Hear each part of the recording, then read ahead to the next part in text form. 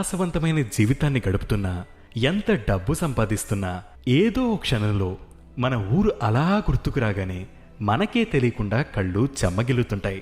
మీలో ఎంతమంది మనస్ఫూర్తిగా మీ ఊరిని వదిలి ఆనందంగా ఉంటున్నారు చెప్పండి? అదేంటో గాని చదువు పూర్తయిన మరుసటి రోజు నుంచి ఒక్కరోజు మన ఊర్లో మన ఇంట్లో ఖాళీగా కనిపిస్తే చాలు, ఇరుగు పొరుగు వారి దగ్గర నుంచి, ముఖ్యంగా మన చుట్టాలు ఏదో దొంగతనం చేసి జైలుకు వెళ్ళొచ్చినట్టు, లిటరల్లీ మన భాషలో చెప్పాలంటే దొంగ కోళ్లు పట్టేవాడిని చూసినట్టు చాలా చిన్న చూపు చూస్తూ ఉంటారు. అదేంటో గాని ఎప్పుడూ మన ముఖం కూడా చూడని సొసైటీలోని పెద్ద మనుషులంతా అప్పుడే నిద్రలేస్తారు.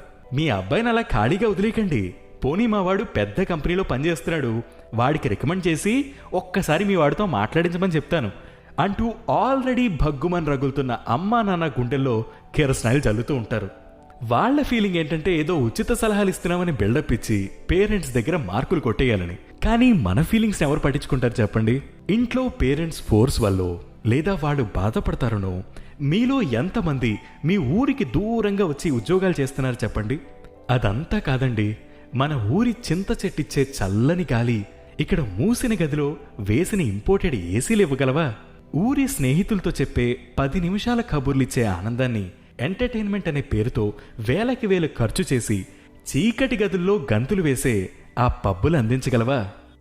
అమ్మ చేత్తో వండే కమ్మని భోజనమిచ్చే రుచి ముందు ఏ స్టార్ హోటల్లో సరితూగగలవు చెప్పండి?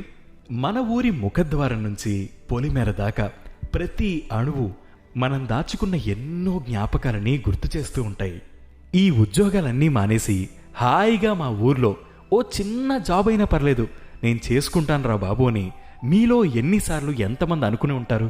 సుఖాల్లోని ఆనందమైన, కష్టాల్లోని కన్నీళ్లైనా మనతో ముందుగా పంచుకొని నిస్వార్థంగా నిలబడేది మన ఊరి మనుషులే కదా.